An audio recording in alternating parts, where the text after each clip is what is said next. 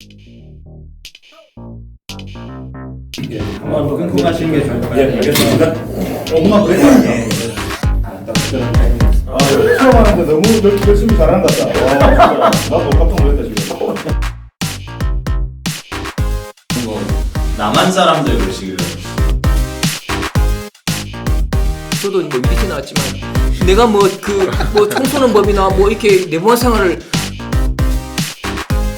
저도 사실은 미스터리예요. 왜 이렇게 열심히 하시지?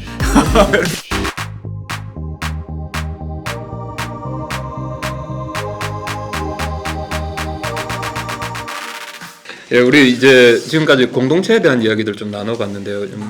우리 대연교회에서 그 공동체 사역에서 그 뗄래야 뗄 수 없는 게 이게 사랑방인 것 같아요, 그죠?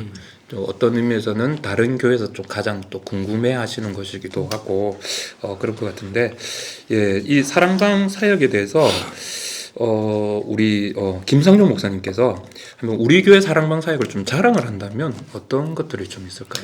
저는 우리가 일상적으로 생각하던 그 기존 한 번도 다르게 생각해 보지 않은 그 고정관념이 있거든요. 고정관념뿐만 아니라 고정된 생각. 저는 사실 그 신앙은 당연히 목사한테 배워야 되는 생각을 했습니다. 신앙은 목사한테 배우는 거지. 목사가 설교하고 목사가 가르치니까. 그런데 이제 목사님께서 가르치시는 한 가지 중요한 이제 관점은 신앙은 목사한테 배우는 게 아니고 신앙은 선배 집사님, 선배 장로님, 권사님한테 배우는 거라는 거지. 그게 굉장히 중요한 아이디어거든요. 그러니까 우리도 그 회사 가면 우리도 군대 저도 뭐 UDT 나왔지만 내가 뭐 청소년 법이나 뭐 이렇게 내부한 생활을 소대장한테 배우는 게 아니거든요. 위에 상병 뭐 분대장한테 배우잖아요. 예. 똑같이 신앙생활은 그분한테 배울 뿐만 아니라 그분들을 보고 따라하는데 우리 공동체 가장 강력한 점은 이제 사랑방 사역이 진짜 그 사랑방장님들이 삶의 조교일 뿐만 아니라 많은 사람들의 아버지고 또 많은 사람들에게 실제 이끌어 줄 수 있는 또 목사님의 목회에 선포하신 그 말씀을 그대로 살아내는 모델로서 역할들을 굉장히 잘해주고 있기 때문에 사랑방이 강력하다고 생각합니다. 예. 아니 말씀하시는 걸 제가 들으니까 저도 최근에 이제 어떤 한 청년이 이제 결혼을 앞두고 있는 청년이 저한테 이제 와서 좀 자기 신앙적인 것들 좀 고민을 이야기를 하더라고요. 지금 우리 청년부가 너무 좋은데 이제 졸업을 하면 이제 뭐 이제 어떻게 되느냐 이런 부분들도 있었고, 그 다음에 이제 결혼을 하고 나서 자기가 어떻게 이제 해야 될지 뭐 여전히 좀 한 번도 배워본 적이 없고, 또 자기는 잘하고 싶은데 뭐 여자친구한테 이제 예비 신부한테 좀 잘하고 싶고 이러는데 뭐 할 수 없는데 이거 어떻게 해야 될까라고 얘기를 했을 때 제가 좀 할 수 있었던 이야기가 자연스럽게 사랑방에 가면, 그러니까 지금 이제 우리 이청년부에서는 결혼한 사람이 없으니까 사실은 네가 지금 고민하는 것 어려운 것들 이야기해도 잘 모른다. 근데 이제 사랑방에 가면 이미 네가 이제 앞으로 우리 청년이 겪어야 될 모든 어려움들을 이미 다 그 과정들을 이제 겪고 오셨던 선배들이 계셔서 하나하나 옆에서 이렇게 도와주실 수 있다. 그래서 기대하는 마음으로 가라. 제가 이렇게 좀 한번 이야기했던 적이 있거든요. 그런 부분에서 굉장히 좀 신앙생활 하시는 분들한테 좀 도움이 되는 것 같아요. 예. 사실 이제 우리 권성 목사님이 저희 교회에 처음 한번 방문하셨던 적이 있죠. 마산 성막교회 새가족부를 팀을 데리고 저희 교회 한번 오신 적이 있었거든요. 그게 한 7, 8년 정도 됐나요? 좀 그랬을 것 같은데. 예. 그때 이제 오셔가지고 사실 새가족부 이야기를 들으려고 오셔가지고는 사랑방 이야기를 굉장히 궁금해 하셨거든요. 그래서 사랑방 이야기를 한참 이제 하다가 다시 한번 내가 오겠다. 그리고는 지금 왔어요. 이제 직접 이제 우리 담임 목사님께 질문할 수 있는 기회를 제가 드리도록 하겠습니다. 저한테 묻지 마시고 한번.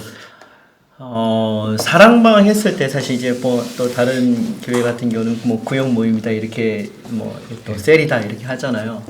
제일 궁금했던 게 그때 아마 박 목사한테 제가 그런 얘기를 들었던 것 같아요. 목사님한테서 직접 본인이 사랑방을 섬기고 있고 또 다른 사랑방 같은 경우는 그 우리 남자 성도들이 또 주축이 돼서 이렇게 하고 있다라는 것들, 어떻게 하면 남자분들이 그 사랑방 안에서 그 중요한 역할을 할 수 있는지 그게 사실 굉장히 궁금을 했고, 또 아까 와서 1층에서 저번에 봤을 때는 안 그랬는 것 같은데 오늘 보니까 그 표정들이 예. 굉장히 살아있고 생기가 있고 업그레이드가 많이 됐죠. 굉장히 자연스러운 예. 그런 느낌이 많이 들었거든요. 예. 사실은 우리가 보통 생각하는 구역 모임이나 사랑방 모임은 빨리 1시간 모여서 이제 끝나면 가고 보고해서 올리고 이제 그런 시스템 아니면 조금 더 업그레이드 되면은 뭐 식사하는 정도 뭐 이 정도 사실은 많은 분들이 부담스러워 하거든요. 예. 근데 제가 그 아까 사진을 통해서 봤고 또 얘기를 들었을 때는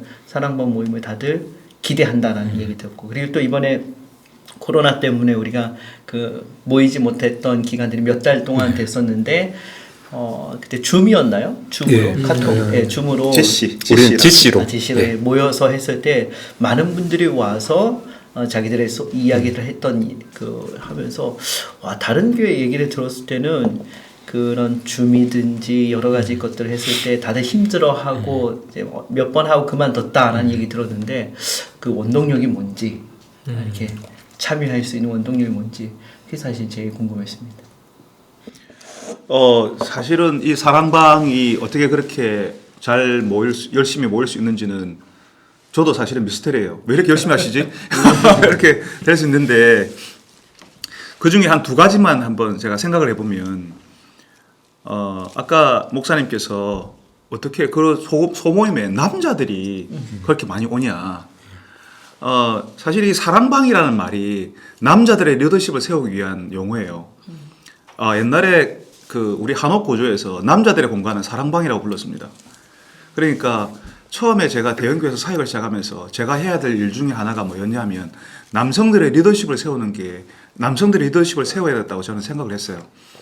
근데 이제 보통은 많은 교회에서 여성들이 주로 교회 사역을 하고 있고 남자들은 잘하면 주차 봉사하고 있고 이제 그럼에도 불구하고 직분자가 되는 거는 이제 뭐 남자들이 주로 차지하고 그래서 그 남자들의 리더십을 세워야지 가정도 남자에 의해서 좀 제대로 설 수가 있고 또 교회 안에서 힘있게 사역을 할 수 있다고 판단을 해서 남자들의 리더십을 세워야 되는데 라는 그런 고민들을 많이 했고 그 소그룹 모임을 처음 시작할 때에 저희 교회 사랑방은 남자 모임, 여자 모임이 아니라 부부 모임이고 가족 모임입니다.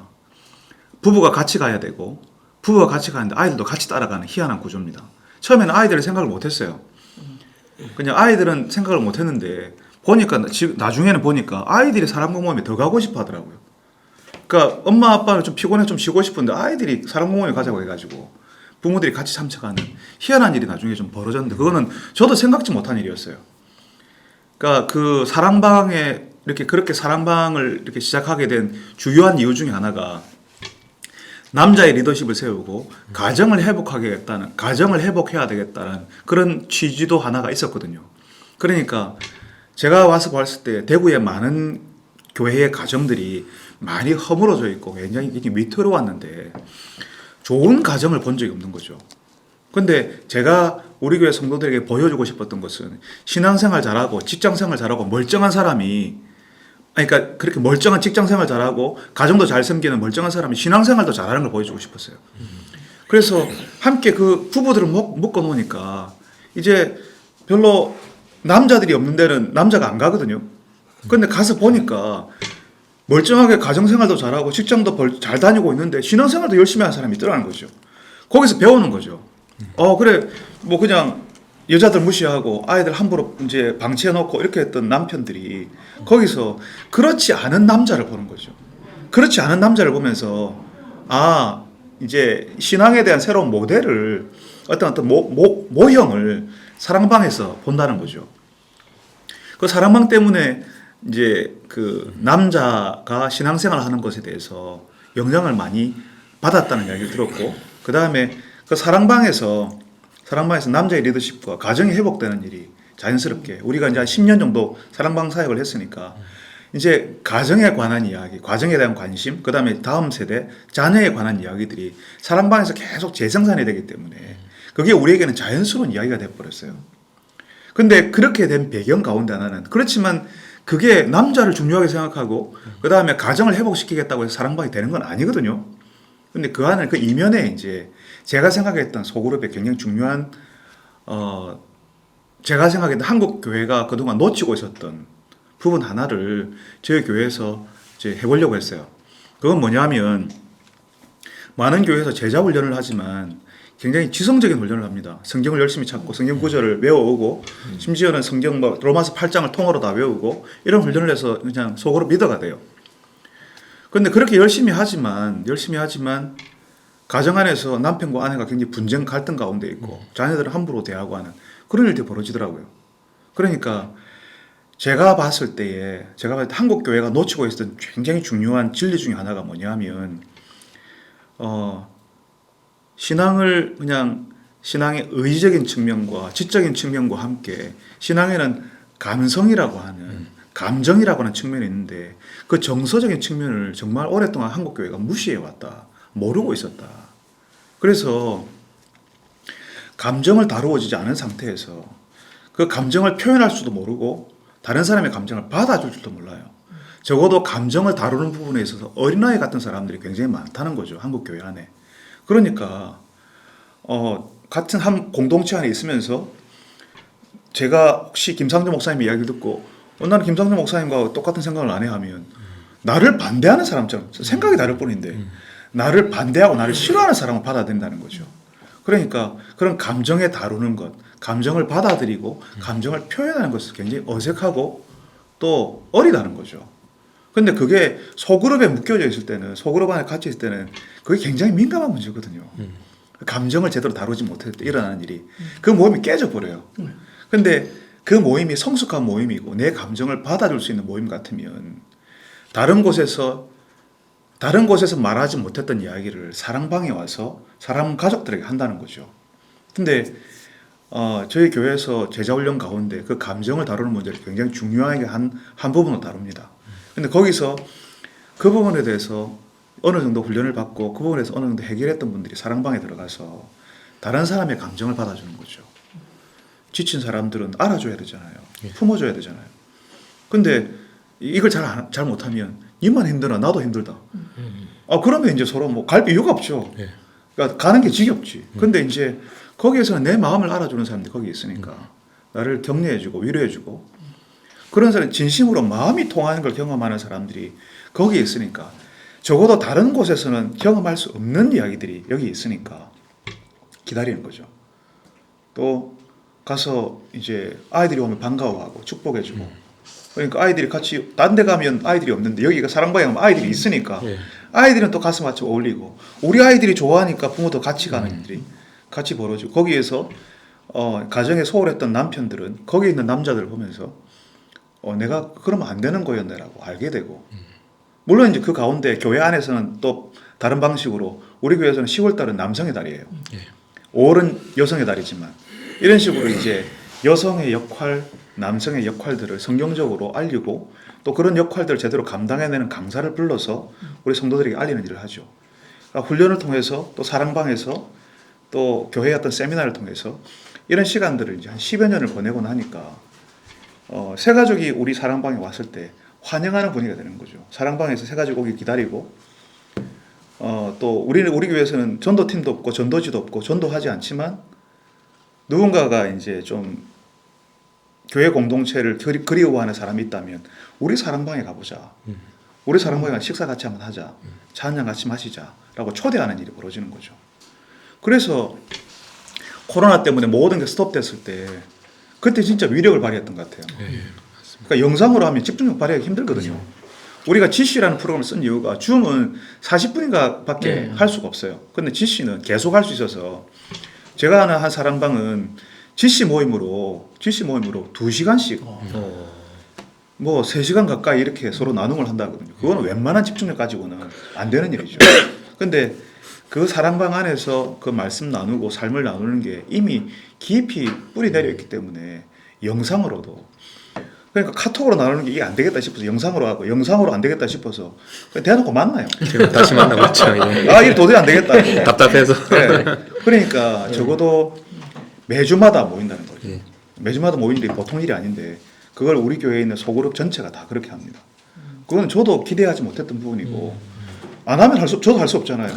억지로 할 수 없는 일이고. 근데 본인들이 좋아서 이제 물론 약간의 책임과 또 끌어주는 사람도 있고 또 그렇게 있기는 한데 그렇지만 대부분 다 굉장히 그 사랑방 모임을 즐거워하고 그 나눔을 기뻐하는 것으로 제가 알고 있습니다.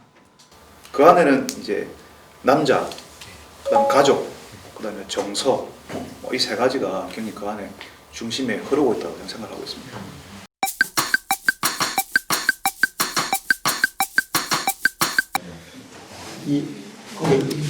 나 오늘 진짜 머리를 아침에 깎고 딱 올랬는데 아침에 딴 데 좀 갔다 오느라고.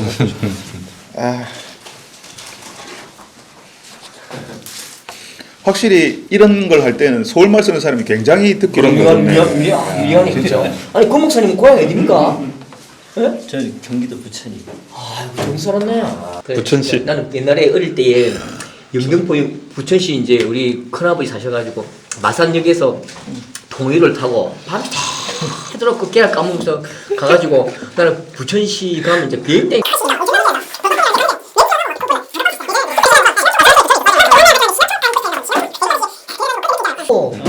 그때 수도권의 느낌이 너무 그때부터 지금까지 안 좋아요. 수도권의 느낌. 그래서 수도권 진출을 영등포역. 못하셨어요. 예? 아니 근데 실제로 경기도 수도권에서 사역하시던 분들이 대구나 이렇게 영남권에 오시면 사역하기 좀 많이 힘들 것 같은데 왜? 뭐 어려운 것들 좀 조심해서 이게 녹화되고 있는 거니까. 일단은 이 딕션이 이게 뭐 발음이라든지 이게 아, 경기도권에 있는 사람들은 아무래도 경상도에 오면 먹어주잖아 진짜. 근데 그런 것도 있다고 하더라고요. 먹어주는 것도 분명히 있는데 제가 이제 서울말로 설교하면 아까 때로는 이게 그 서울말이기 때문에 오히려 튕겨 나가는 그렇지 이렇게 확 와닿지 아직. 네. 처음에는 귀는 좋은데 네. 귀는 좋아요. 귀는 막 간질간질 좋거든요. 간질간질 좋은데 나중에 결국은 경영 사람은 한 방에 그런 게 어제 우리가 남인교 요 한마디에 돌아오는데. 팍팍 활로 쏟아지는데 그게 좀 약하지. 아니, 저도 와가지고 뭐 그 이제 성경 본문 읽을 때 초반에 와 목사님이 그 목이 많이 안 좋으셔가지고 설교 중에 본문을 제가 읽었던 적이 있었어요. 그래가지고 그 무슨 아나운서 같다 이런 얘기 많이 들었었는데 그렇지. 근데 그 나중에 지났는데 목사님이 한번 그런 얘기를 해주시더라고요. 서울 말이기 때문에 맞아요. 튕겨내 어쩔 수 없이 그 미묘한 차이를 전 사실 잘 모르겠어요. 이걸 어떻게 흉내낼지도 모르겠어요. 그럼 나는 튕겨낸다는 말은 나는 잘 모르겠는데 나는 굉장히 그러니까 뭐 그 성도들이 듣기에 접근성이 참 좋다. 그러니까 일단은 우리 경상도 남자들이 하면 좀 격해 보이고 좀 이렇게 듣기에 좀 부담스러운데 서울말은 굉장히 부드럽게 가잖아요 일단은. 네, 그렇죠. 근데 그 언어가 중요한 것 같아요. 서울 애들은 내 주일학교 서 집회 가면 서울 애들은 굉장히 나를 힘들어하더라고. 힘들지. 서울 애들은 무슨 말인지 무슨 말인지 못 알아듣겠지. 무슨 말인지 못 알아듣겠대. 지금도 저도 여기서 이제 3년 됐고 마산에서 4년, 7년 정도 이제 밑에서 사역을 하는 꼴인데 권사님들 장로님들 한 번씩 얘기할 때 안 들릴 때가 있어요. 무슨 말인지를 사실 잘 모를 때. 명확하게 안 하시면 잘 모르겠더라고요. 다리 뭐 이런 다리는 어떻게 생각하는데 이렇게 뭐게 모르십니까? 다리나 아니 이게 그 홍채 제가 처음 우리 교회 왔을 때 진짜 오랜만에 들었던 우리 이모가 하시던 사투리였는데 다른 사람을 다리는 이렇게 얘기해요. 그치. 나 처음 듣는 말인데. 그러니까 그 홍래식 지사님이 관리사님인데 딱 그리고 우와 진짜 오랜만에 듣는 표현이다. 이제 그런 표현 쓰면 모르지. 다리다. 예. 마산에 처음 가서 구역 모임에 가서 운전을 하고 가는데 울로 가세요. 울로 아 무슨 말인지 모르겠어요. 아니 어디 삼복도로 쪽에 사셨어요? 어디 살았는데? 아니 어디 마산 성막교회에서 마산에 사역했었어요. 성막교회. 네, 거기서 아 있을 때. 성막교회 울로 가야지. 울로 순간 뭐 무슨 말인지 그래서 성막교회에서 울로 가야 돼. 울로. 그래요. 소잡은데 소잡은데 비자분데. 비잡은데 소잡. 근처 뭐 이렇게 내려주시면 이런 거 소잡다. 아 그게 하지. 그런 것도 소잡다. 아니 서울시 목사님도 그런 게 좀 있겠네. 쏘물다 알아 쏘물다. 뭐 남한 사람들 그러시길래 남한 사람들 북한 사람들 나이 많은 사람. 남한 사람들. 이것도 표현이 달라. 그냥 남한 사람들 이러니까 우리도 못 알아듣는. 남한 사람들. 실제로 나이 처음에 마산 갔을 때 와 여기 이 동네는 왜 이렇게 중국 사람들이 많지? 이게 말이 빠르고 크게 맞아 하니까 맞아. 이게 그 우리나라 말처럼 안 들리더라고요. 지금도 한 번씩 크게 얘기하시는 분 보면 우리 아내도 그러면서 화가 나셨나? 그게 지금도 조심스러워요. 우리도 나는 마산이고 네. 목사님들도 부산, 울산 또 대구 약간 지역적인 또 차이 나더라고요. 그렇죠. 또 울산은 경상도 좀 안에서도 달라요. 좀 다르죠. 예, 조금 달라도. 우리는 바닷가는 세게 하지. 목사님은 완전 경남이고 경남, 예. 저는 사실 경북에 가까운 울산 쪽이고 저희는 이제 오히려 이렇게 고령이고 영천이고 이렇게 부모님이 그러다 보니까 좀 약간 다르죠. 저 배구 좋아요. 지금 녹화되고 있는 것이 배구 좋습니다.